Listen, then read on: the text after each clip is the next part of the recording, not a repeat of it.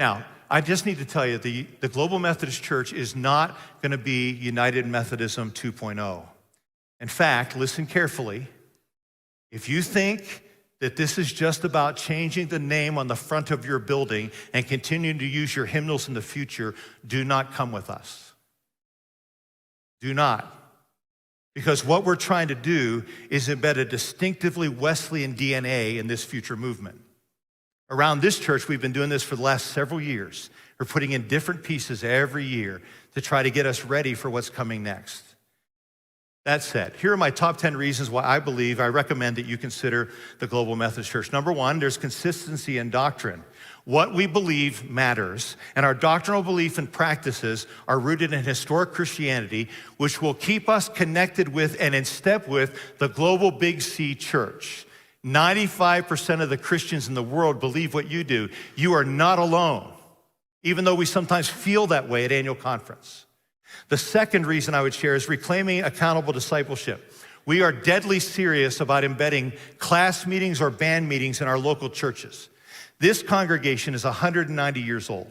It was started about a half a mile from here in a blacksmith shop along Blacklick Creek in Old Reynoldsburg as a class meeting for adults and a Sunday school to teach frontier kids how to read. All we're doing here is reclaiming our DNA.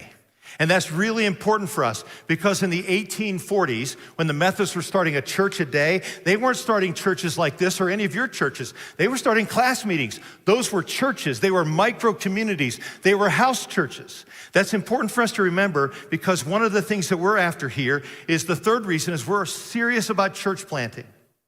There are going to be thousands of disaffected Methodists all over West Ohio, and they're going to need places to worship. One of the things we're thinking about here is how can 3 or 4 of our Wesley groups become house churches strategically located around Columbus to attract people to be a part of a Christian community of other Methodists?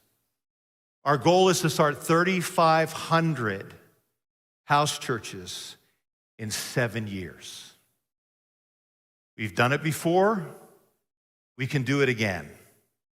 The fourth reason I would tell you to join the Global Methodist Church is it's mission-driven rather than structurally bound. We presently have 13 general boards and agencies that are drowning in their own bureaucracy. During the last 5 years, 1,000 volunteers, none of them paid, have been working to put together recommendations on mission partnership, accountable discipleship, church multiplication, ministry with the student, ministry with the young, ministry with the marginalized, and a host of other initiatives without the encumberment of a bloated bureaucracy. It is amazing what the Spirit of God will do if we just get out of our systems and structures and allow Him to work. The fifth reason I would recommend that you look at the Global Methodist Church is we are going to redefine and term limit episcopacy. We're going to start by eliminating the jurisdictional conference. It's interesting that a church that still wrestles with institutional racism continues to elect its episcopal leaders through the residue of institutional racism in the jurisdictions.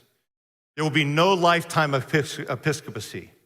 And moving the bishops out, we're going to be moving the bishops out of institutional maintenance to reclaim the teaching office of the episcopacy so they are responsible for teaching and defending the faith. The sixth reason I would encourage you to do this is systemic accountability. I chaired the first team that was putting together the first draft of the Doctrine and Disciplines for the WCA actually. And we were trying to nail down everything we possibly could. I finally told them, I said, friends, we'll never be able to build a system that prevents bad actors or people that are ineffective. But we can build a system that makes it easy to remove them.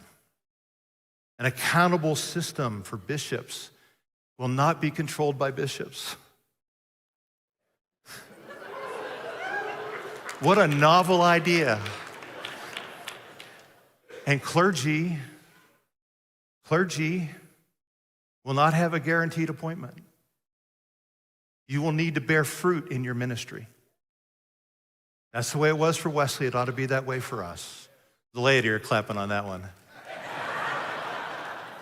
The seventh reason is we're going to have a lean bureaucracy, lower costs, and there will be no trust clause.